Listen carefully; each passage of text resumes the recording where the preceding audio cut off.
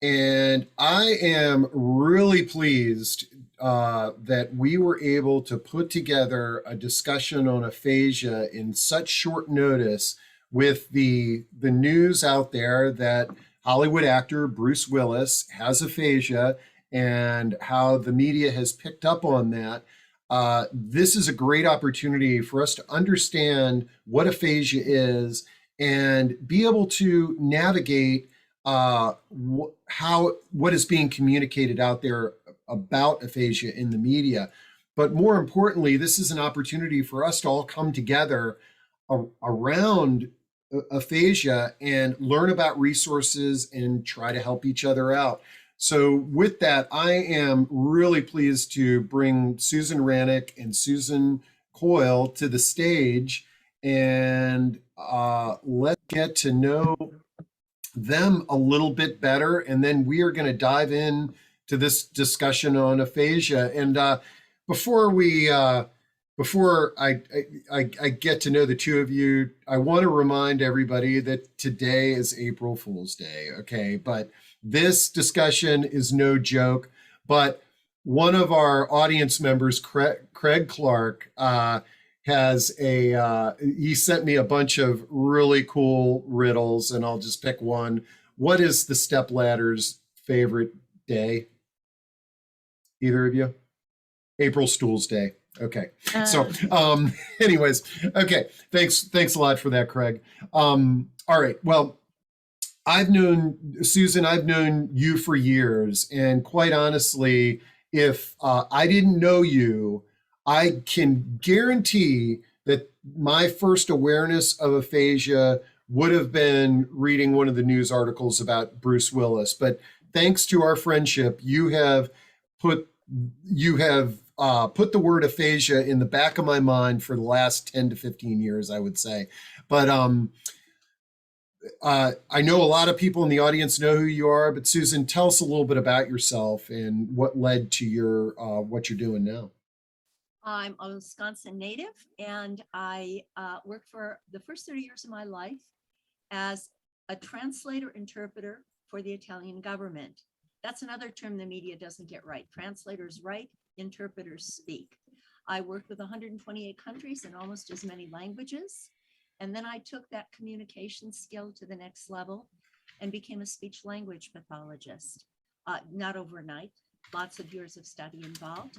And I finally opened my own practice, specializing in the treatment of neurogenic communication and swallowing disorders in the adult and older adult community. I combine the cultural, the linguistic, and the medical aspects to empower other people. I love it.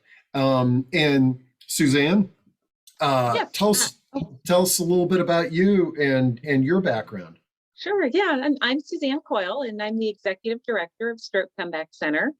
I'm a speech language pathologist also by training. And before taking this role as Executive Director of our organization, I spent about 20 years working in outpatient rehab and here at Stroke Comeback Center, helping people with aphasia. For those of you that don't know about Stroke Comeback Center, we provide long-term support for stroke survivors and their families, most of whom have aphasia. So this was a big week for us. To have aphasia in the news was pretty exciting. And I tend to agree that while some of the information that's out there on aphasia, which we're going to learn about, the right and wrong and what have you, in general, it doesn't matter what the medical condition is. If you don't have it, if your loved ones don't have it, then they don't exist in most people's minds. But when you hear that a celebrity has something, or somebody that you, a figurehead that you admired, all of a sudden it has more meaning. It's sort of like, wait, you're kidding me? Bruce Willis with Die Hard, he has this condition called aphasia.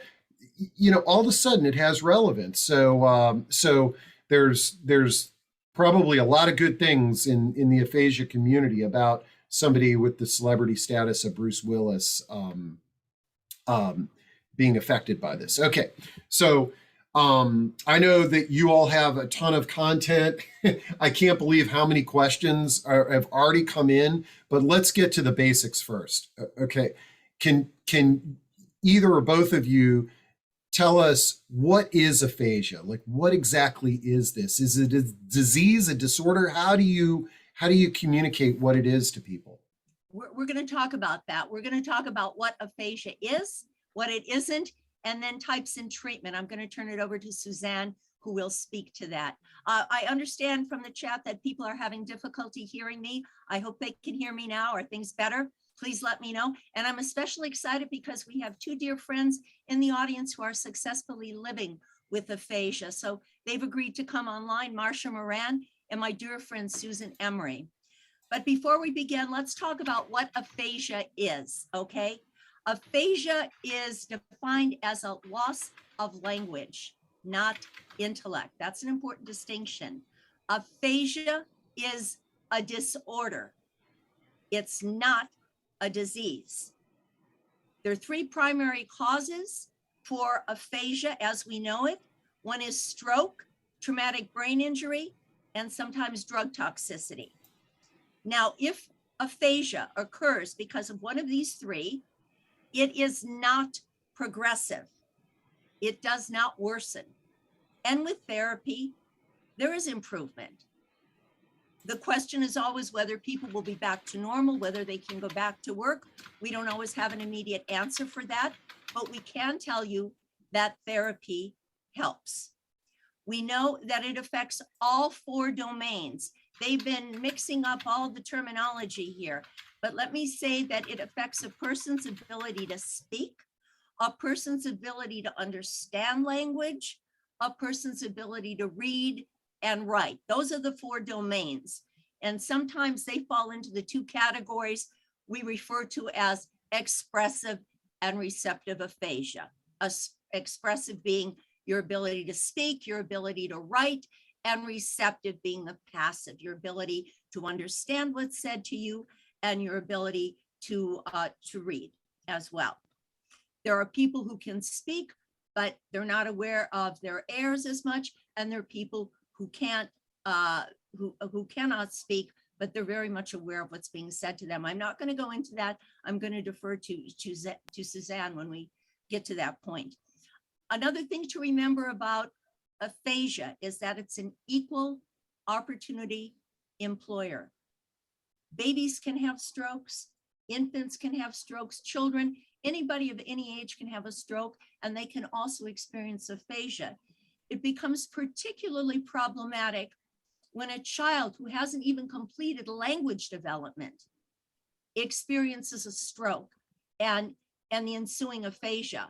Susan Emery will be happy to talk to you about that. Susan stroked when she was 9 years old. Susan's a productive member of society, which is why we're so concerned about this generalization that there's a progressive cognitive decline, equating the presence of aphasia with a progressive cognitive decline. That is not necessarily true. There can be improvement with aphasia. People can go on to live extraordinarily productive lives. Look at Gabby Gifford, okay? So the world doesn't have to come to an end. Aphasia is not a death sentence. It's an inconvenience, a terrible inconvenience, but we've learned to work with it and to help people work on quality of life. These are the two words. We have to be careful about the words we use because we can condition responses, and this stigmatizes all the people out there who are living successfully with aphasia, and there are many of them, or Suzanne wouldn't be in business, and neither would the Stroke Comeback Center. Now, with reference to our dear friend, Mr. Willis, what he has is aphasia owing to a disease. It's not the aphasia that is declining in and of itself, that's worsening in and of itself. It is the underlying disease of which the aphasia is a symptom, and it's because of the progression of that neurodegenerative disease that he's having cognitive decline and experiencing an increased loss of language. Is everybody thoroughly confused now? Does this make sense? Does this make sense at all? Somebody tell me. It makes sense in my layperson brain, so it should make sense to other folks too. I would hope so. And my comment is that never before in the history of medicine has the need for collaborative care been more important. We need to work together. And just because people can doesn't mean they should. We have all these physicians making comments, and they diagnose, and they do medication management, and they monitor every 4 months they see you. But those of us in the speech field who are in the trenches and are helping people, we're trying to give voice to these people's voices. We go knee to knee for hours at a time. We get it. We understand what they're going through. And it's always about quality of life. So I'm going to get off my soapbox now, and I'm going to defer to Suzanne, who's going to talk to you a little bit more about the types and how we can help people. Okay, great. Thanks, Susan.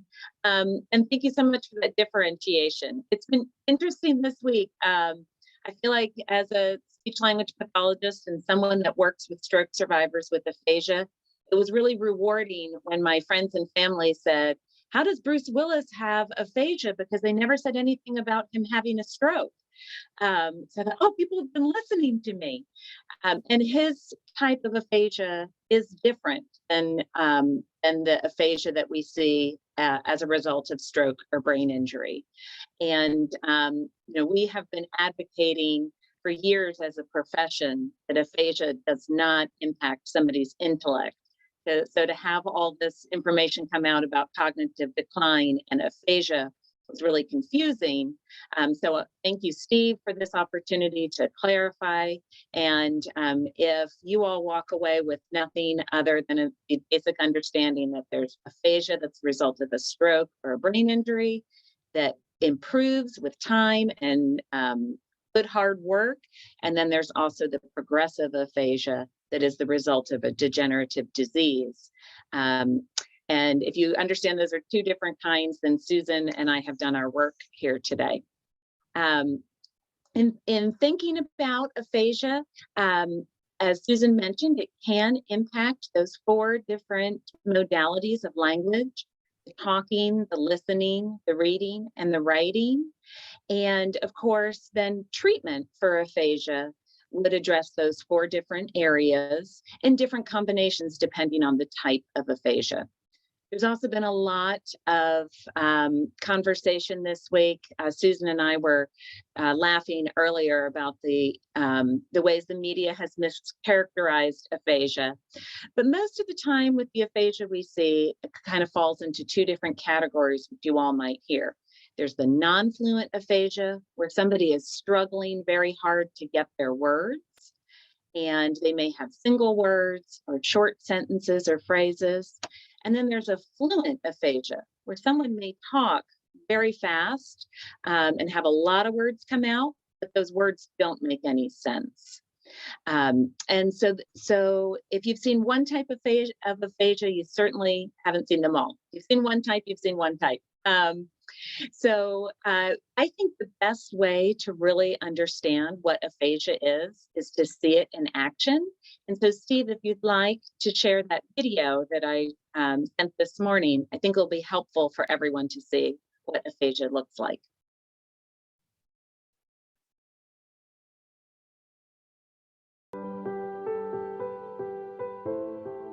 Mike, describe aphasia. Okay, jumbled.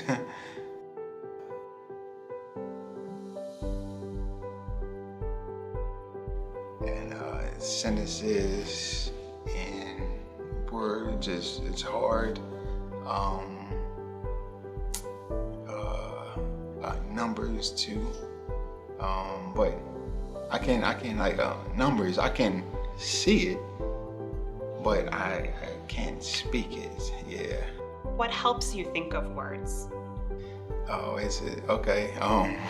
It's I have a phone, or is it this one? It's I think this one. Opposite. Yeah, opposite, or pointing, or not that hands, but you know, I can, oh, this one or that. What do you want people to know about aphasia? Well, yes, it's me, it's like intelligent, but I can't say it.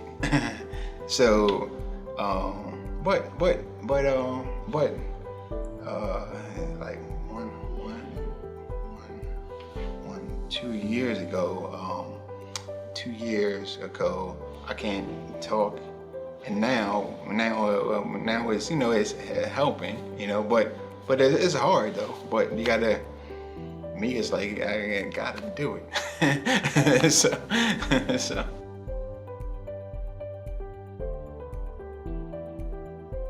I'm going to show you a picture. Tell us what you see. Okay. Eating. This is eating soup. No, it's no pasta. Eating soup, and it's spaghetti. It's spaghetti, and it's eating, and it's I don't know, like messy.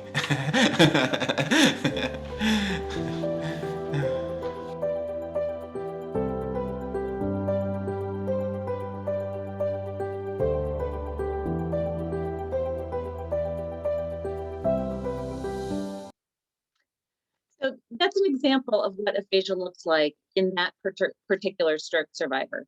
So that's Mike. He had his stroke 2 years ago. He had almost no words after his stroke, and he has worked so hard to get to the point that he could communicate the way he did in that video. The other thing that video doesn't capture is his difficulties with his auditory comprehension, or understanding what he hears, which is a piece of aphasia as well.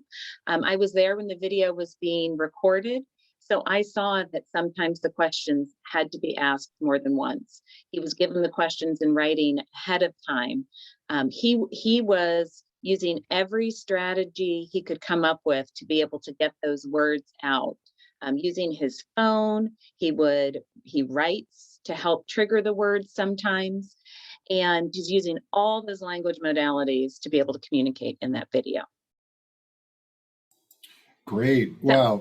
Well, this is thanks to both of you and that great video.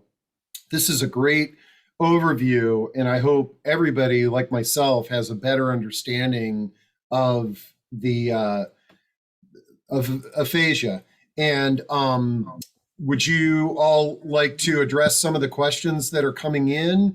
And then Susan, I think it would be great to also bring to the stage the two people that you referenced that And there's have a a third. Stephanie is here. I don't know if her husband Paul is here. Paul had a stroke. Paul also wrote a book. Okay. So I don't know, but if we can bring Susan Emery on. Okay. Susan Emery, I'm gonna normally we would guarantee a person's privacy, but I celebrate this woman on a daily basis. Okay. Susan Emery is one, and Marcia Moran.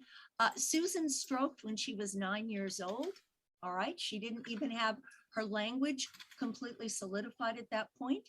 She went on to marry. She's a grandmother. She's a great grandmother. She's a founder of a 501c3. She runs business like nobody I know. She's an amazing woman, and she can talk to you about stroke. And this is exactly why we have to be so careful about calling it a disorder, not a disease. We don't want to stigmatize this woman. She's done great things.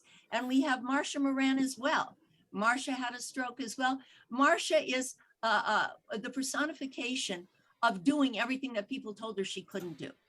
And she's gone on, she's speaking, she's on the platform now. So with that, I invite anybody to ask them questions, and thank you for coming. Well, I'll jump in, and I'm glad that we've got this great panel here, because we've got a few questions that are coming through the audience, and then and I know everybody is really would like to hear Susan and Marcia's stories, but a couple of things to clarify first is, Susan, you brought up drug toxicity. as a cause of aphasia. Can Barbara and a couple of others have asked if you could elaborate on that.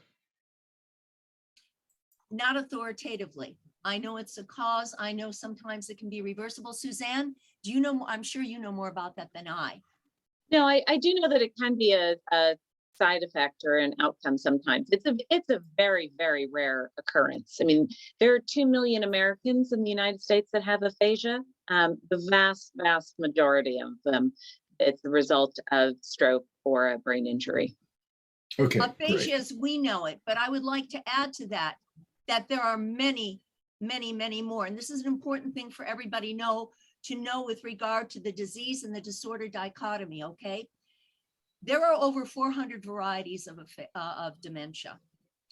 Everybody who has a dementia will at some point experience difficulty with memory, difficulty with language, aphasia, difficulty with voluntary movement, and difficulty with recognition of sequence, people, places, events, okay? They will all experience this, not necessarily to the same degree, not necessarily at the same time. But I know that people have been calling aphasia the new dementia, and I implore you from the bottom of my heart, please don't interchange those terms. Aphasia is one. Susan and Marcia don't want you to be calling it the new dementia. These ladies don't have dementia, but they've lived with aphasia. Okay, there's a difference. Again, it's the underlying disease. And somebody else in the question asked about, do we know the disease? And I presume that you're talking about Bruce Willis. The answer to the question is no, we don't know it. We don't know if they don't know it. They've chosen not to share. But I would just like to say that no matter how important somebody is, in the interest of confidentiality and HIPAA, this gentleman is entitled to as much privacy as the rest of us, but God bless him for going after quality of life. With that, I defer to Susan and Marcia. Great. Yeah. So let's, great. I wanted to clarify that because those questions came in, and we can dive into the dementia related questions here in a moment. But first, let's meet our two new panel members. So Susan, tell us a little bit about yourself and how did you, and your aphasia journey. Sure. I had my stroke when I was 9, and now I'm 66. So there's quite a few years in there. I think that it's definitely important to practice speaking, and to me, that's more important than having the SLP, the speech language pathologist there. You at times have to have the speech language pathologist there, but practicing is the most important thing that you can do. Get in a situation where you have to talk. And this is difficult now that we're in the COVID time zone or whatever you call this. It's difficult to find people to talk to when you're often staying home. And so what was done as far as I was concerned was I went back to school almost immediately after the stroke, about 2 weeks after the stroke. And I had to learn how to write with my left hand, and I had to learn how to speak to others and tell them what I needed or what I wanted. And it was a very interesting situation that I was placed in where I had to talk. There's nothing else that you can do other than just try to express yourself. And so the practice that was there, even though the practice wasn't my own making, the practice was because I had to do it. And so, so do you want me to say anything else, Susan Wranik, or not? Whatever you'd like to talk about. What do you experience? What's the difficulty that you still experience? I have difficulty coming up with words. I was speaking with 3 others a couple of days ago who were all doctors. and nurses. And I forgot the word COVID. My head was going too fast, trying to figure out what I was going to say next. And I couldn't come up with that word, even though I heard it often during these past 2 years. It just was not there. And one of the people that was speaking with me actually came up with that word for me. So that's one of the problems. Another problem is that my head goes too fast and I get lost. I can't say anything because my head's going so fast and I can't get things out necessarily. I don't know if you understand that or not, but it's a problem because you have to either remove yourself from the situation or tell the person, just make this situation a little bit stress-free or something like that. Time for a station break. Yes, time for a station break. And I would also say, in the same vein, I would say to caregivers that they can't coddle their stroke survivors. It's very, very important that you be able to speak and speak often and keep on practicing to be able to continue to speak. And right now, I can't get over the difficulty with COVID. So. And then we're aging too. That's another factor. We can't diminish that. We all have word finding a difficulty. Would you just briefly talk about your business, what you're doing? Because I think you started a 501c3. How many people are you working with? You're working in multiple languages. Just a capsule of what you're doing. Okay. To begin with, I was in Montgomery County Stroke Association for 8 years, the last 2 years of which I was president of the organization. And then following that, I opened a business called Circle of Rights, which promotes health and prevents stroke. I'm in Montgomery County, Maryland, and I have most of my people in Montgomery County and the surrounding areas. So I've had this organization for 15 years. For the first 12 years or so, we went out and made presentations to those who did not have a stroke and who it was, we told them about ways to better their health, their high blood pressure, their cholesterol, their diabetes, their eating, and their exercise, and to be able to not have a stroke, or at least postpone the stroke for years. And then for the past 2 years, we've done most of the stuff over the internet. So we're posting English once a week. A public health person, a person who's going for a doctorate in public health, is doing this for me. She's posting the stuff in English, and then others who are bilingual are actually translating that and posting it to their own, to a special Facebook page for people who understand that particular language. A third of the people here are bilingual and speak a language other than English at home in this county. So it's important to get this out to not only English speaking people, but also others. Susan, and I'll ask this question to Marcia as well, because I want to learn more about Marcia.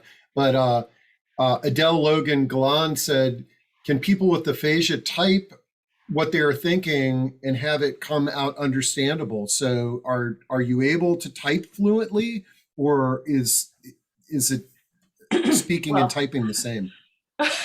I am. Let me talk first and then you can talk, Marcia. I think what I learned, in high school, I took a typing class, and I think that was really strange. but I actually learned how to use my left hand on more keys than my right hand uses. So yes, I can type, and I can type words that people understand. Yes. Great. Marcia? Yeah, and Marcia, I'm curious at your response to this because I saw you shaking your head, but also tell us a little bit about yourself as well. Okay, so I had my stroke when I was 53, and I didn't know it was a stroke. The first thing that I did was crawl out of the bed, and I was crawling down the hall, and I ran out of gas. I think I would have been dead if it went Sunday and my husband was home. He came up later, he saw me, asked if I could talk to him. That's when I learned that I couldn't talk at all. I think aphasia was the most difficult thing about my stroke. So over time, I learned to talk again a little bit, but I could talk at the conversation level. I could not talk at a much deeper level, like when you're at work. Couldn't happen. If I was on the phone, I couldn't talk because I was scared and I didn't know the other person. If it was someone I knew, I might be able to talk. But if I was tired, I couldn't talk again. So I spent several years trying to figure out what would make me talk. And it took many things, including laser therapy, neurofeedback, a whole lot of things. And I got to the point where I can talk fluently now. Every now and then I can't think of a word, but I'm happy. Right. And you're doing public speaking now, are you not, Marcia? I am doing public speaking. And you're not only doing public speaking, but you're winning contests, aren't you, Marcia? Yeah. So what I suggest everyone with aphasia do is try whatever it is that you can find that you think will make you better, as long as it won't impact you negatively, right? So do your research. But if you think something's going to help you, please try it. Socialization? Socialization? I know Marcia belongs to a very interesting group called, it's a Toastmasters group that was started by a friend of mine who has his own diagnoses right now. And in light of he's got Parkinson's, and in light of his movement disorder, he started a Toastmaster chapter for people who have movement disorders and difficulty expressing themselves. Yeah. And I know Marcia's involved in that. I've been involved with that. It's a wonderful opportunity for people to socialize, to get out of their comfort zone, and to push themselves to the next level. Am I right, Marcia? Yeah. So I actually started coaching because I think that other people need to see what's possible. I'd just like to add that, first of all, thank you, both Marcia and Susan, for sharing your stories. And you two are perfect examples of why the aphasia world kind of went bonkers this week with this talk of an aphasia diagnosis, meaning that you needed to step back from life and disengage from your profession, like Bruce Willis's family said he was going to do. When you two are such great examples of how to live well with aphasia, and how important it is to actually engage in life with aphasia. And I appreciate both of you mentioning how important it is to be with other people, to socialize, to use your language, and to really push yourself, because that's what helps improve aphasia. And whether that's with a speech language pathologist, or with a Toastmasters club, or a local stroke group, or of course, I wouldn't be doing my job if I didn't say our programs here at Stroke Comeback Center, all of it is with this same goal of use your language. It's not use it or lose it, it's use it and improve it, so that you can continue to live that active, healthy, productive life. An important message in all this. We also have Janet Gritz online. Janet Gritz is a speech language pathologist who heads the Montgomery County Stroke Association She does enormous work, enormous groups, and feeds people in. We share. I do Express Yourself twice a month, which is how I met Susan, Emery, a lot of Susans. It's not a requirement for this program, but Great. Express Yourself is another opportunity twice a month on the second and the fourth Tuesday. It's free. Come and join us. It's people with different types of aphasia, not just straight aphasia. There are people online who have primary progressive aphasia. I know we've had a question on that, and we've been careful to put that towards the tail end because we don't want to add too much confusion. We wanted to focus on aphasia as we know it, with the etiology, the underlying cause of stroke, traumatic brain injury, or toxicity. We wanted to focus on that. All right. Well, we got tons of questions, so I want to Okay. make sure that we get through these. But before, Marcia, you were going to comment on how typing works for you. Is this a form of communication that you can use? Yeah, so when I started typing after my stroke, I could type 2 paragraphs and it took me all day. And I had to delete most of what I did with my right hand and try again and try again. It took a long time looking through thesaurus.com, think about how words were spelled before I could actually type a sentence. Wow. Now, I did write a book, but it took a long time to get through that process. Did either of you experience apraxia? Okay. Well, This is let's something explain what we should apraxia touch on is. this. It's important. It's a twofer. It's a twofer. Again, it's a disorder. What happens very often when people have stroke, they also have difficulty organizing voluntary movement.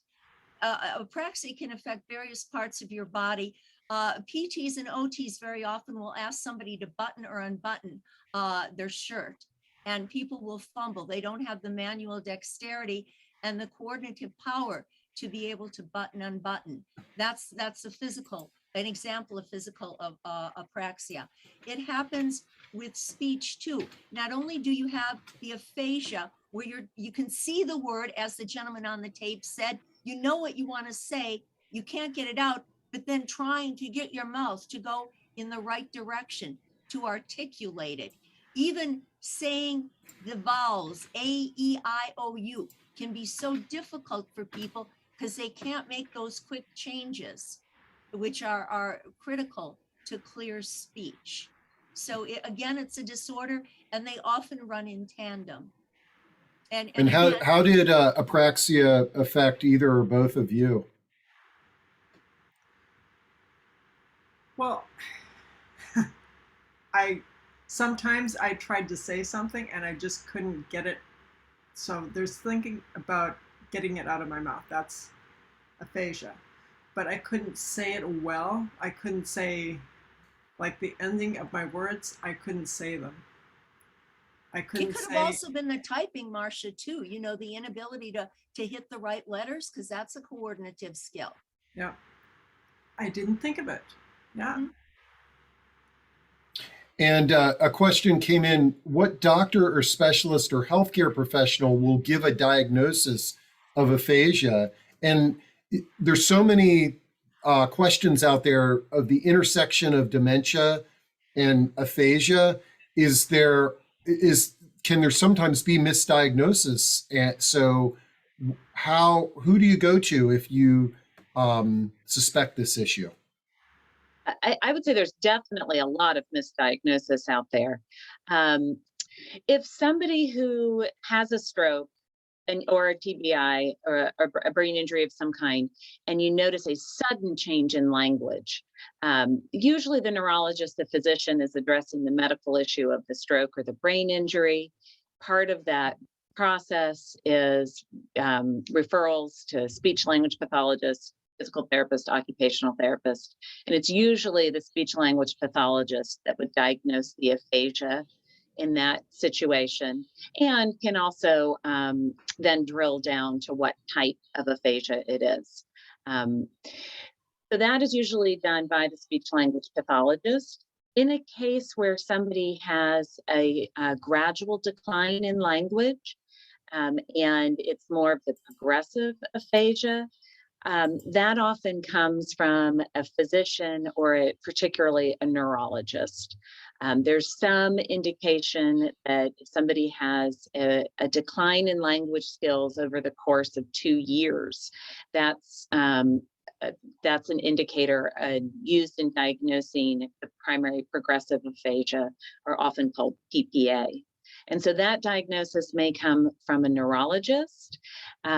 I would still advocate that that person should see a speech language pathologist.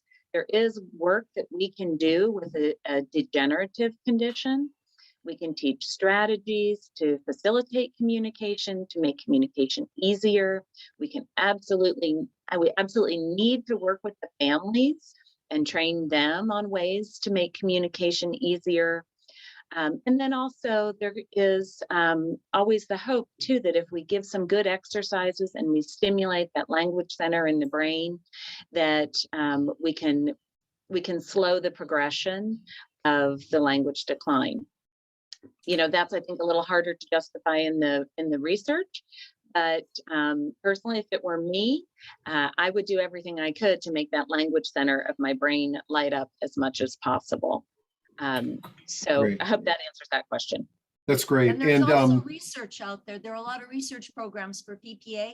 I know Georgetown and Dr. Peter Turkeltaub, a researcher, they're doing a lot of things. So you might qualify for one of those programs, which of course would be at no cost to you, if Great. that's what you suspect. And I'm going to make sure to drop both Susan and Suzanne's contact information into chat.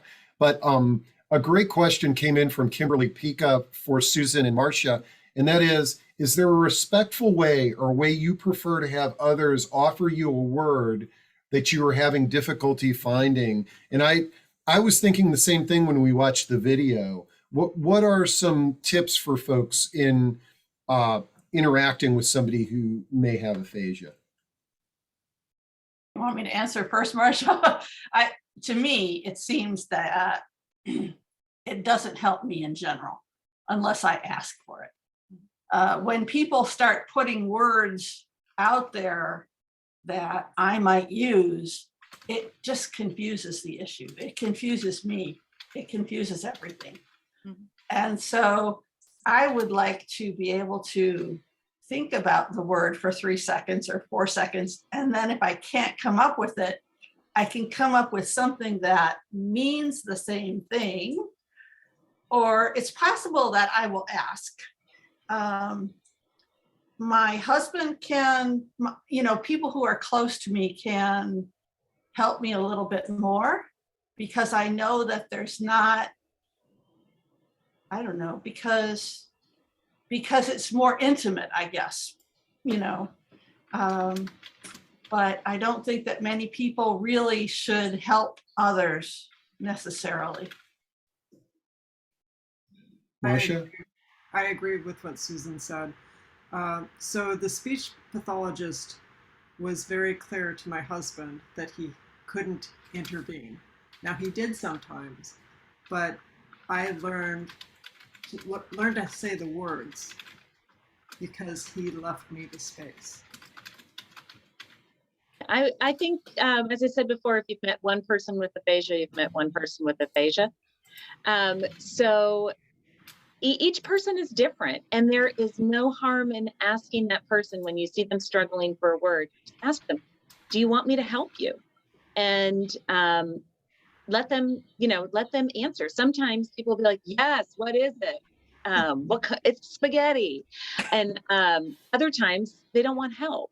But there is not a universal answer to that question, except to just ask the person with aphasia what works for them. There's been so many questions that I haven't been monitoring chat, but Elva Roy said that Cedar mentioned something in chat about singing thoughts. Can anybody comment on that? Has there been success in sort of singing? Sure. So music is in a different part of the brain than language. And so there is an idea that you can use music as a door. So if the language center of the brain has been impacted by the stroke or the brain injury, we can use the music part of the brain as a doorway to get to language. And so oftentimes in the early days after a stroke, people may be able to sing, happy birthday, row, row, row your boat, those songs that are just so ingrained in your brain, and they may be able to get words out through music. There's a therapy approach that then uses music to translate into meaningful phrases. So you practice singing the meaningful phrases, and then that can be translated into saying the phrases. But there's also so much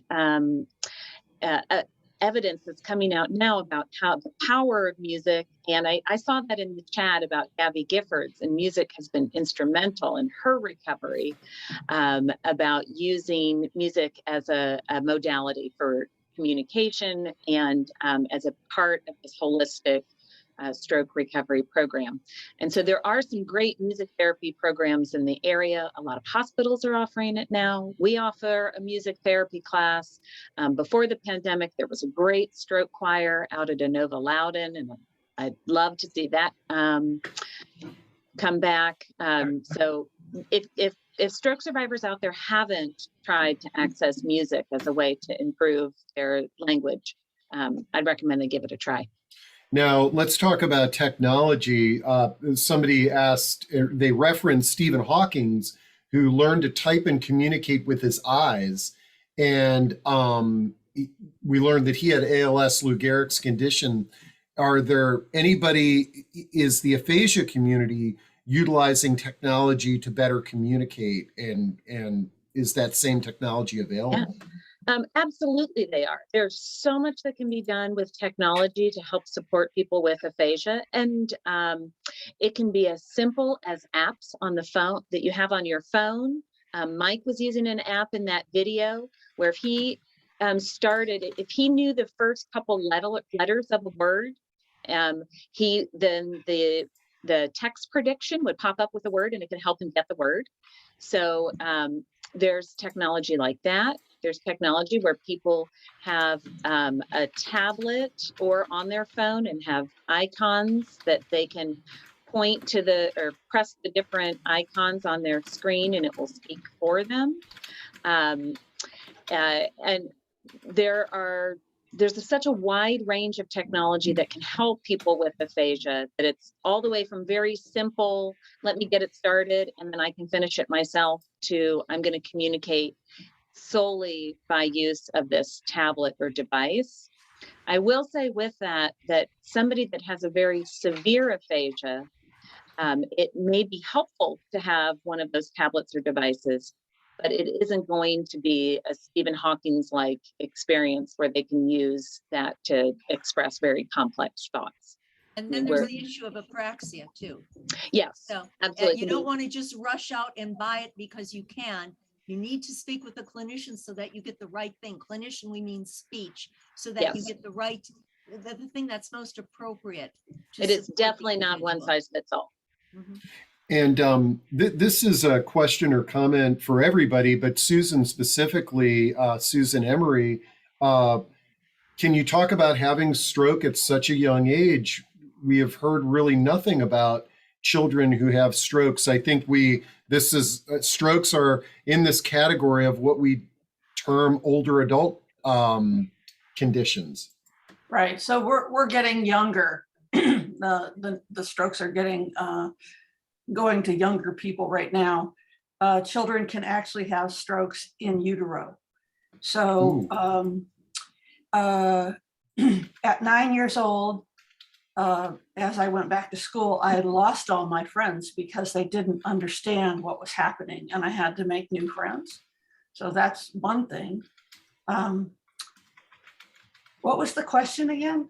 Oh, just about about people. You answered it there, that we are having strokes when we're younger. Younger ages, right? And you know there were certain subjects that I was not good at in high school, English was one of them. I never did understand that. I don't understand whether that has to do with aphasia or not.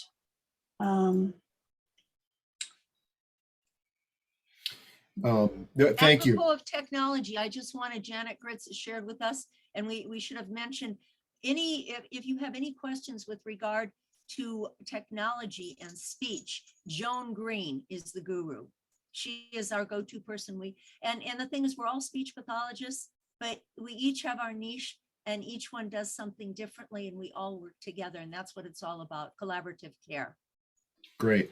Now, I know we're getting close to the top of the hour. I want to bring up just to clarify again, the connection between dementia and aphasia. If any or all of you could comment on that a little bit, because I know that's something that our audience is very interested in. Aphasia is a disorder. And if it's caused by the normal causes, stroke, TBI, toxicity, it will get better with treatment, and it's not going to progressively advance, and you're not going to have a cognitive component. What you see is what you get, and you will get better with treatment. If the underlying cause is a disease, and we'll call a spade, PTA is a frontal lobe dementia, okay? And that's what's causing a lot of this confusion. If you have a dementia of any variety, you will have difficulty at some point with language. That's the difference, and that is progressive degenerative. All right, in one, you're working to get better. With the pure aphasia as we know it as a disorder, you're working to get better. With the other one, you're working with a disease like Willis and like the primary progressive aphasias that we've discussed and the variants. You're working to hold on and to slow the progression. That's the difference. How'd I do? I thought that was great. If anybody would like to add anything to that, jump in. Let's see. Okay. Is it okay? If not too difficult, postpone. I think somebody brought up postponing a stroke. How do you postpone a stroke? Or what are some of the healthy living? What are some of the steps? So if you have high blood pressure, you need to control it. If you don't have high blood pressure, please try not to get it. If you have diabetes, control it. Again, control it in the best way that you possibly can. I know my husband has diabetes. This is a daily issue, with him, but he has to control it as best as he can. Cholesterol, you need to make sure that you don't have all that much. If you do, try to eat better. Exercise is very important for us stroke survivors. At least what I've heard from literature is at least 50% of stroke survivors are depressed. Exercise is something that helps that. And so exercise is definitely important for stroke survivors, but it's important for those who have not had a stroke. It's also important, your eating habits, I forget the phrase, but anyway, your eating habits have a lot to do with what happens in your body. I mean, you eat something and, does it have sugar in it? Well, then it gives you a high. Does it have, is it long lasting or short lasting? You should be on the outside aisles of the supermarket. You should not go to the inside as much as you can. Sure, I go there to get crackers a couple of times and etc. But in general, the fruit and the vegetables and the milk products and the meat are pretty much where you should be. You should be going there, and you should be actually, when you eat out, you should also try to eat those things and nothing that has a lot of sugar in it. They're the basic reasons. I mean, the basic issues. We have a representative, I think, from the ASHA Association, former SLP instructor, and she made the comment that anybody who has a brain can have a stroke. Yeah. And you are what you eat. And as the book says, You the are body what you keeps eat. score. Yeah. Great. Okay, we're getting close to the top of the hour. I want to give each of you the opportunity to sort of share any thoughts that you might have that you were unable to express. But before we do that, I just want to, Miriam Zucker, and this came up several times. So there are exclusively 3 causes for aphasia: stroke, brain injury, and very low on the end of the totem pole is drug toxicity. Is that a correct statement?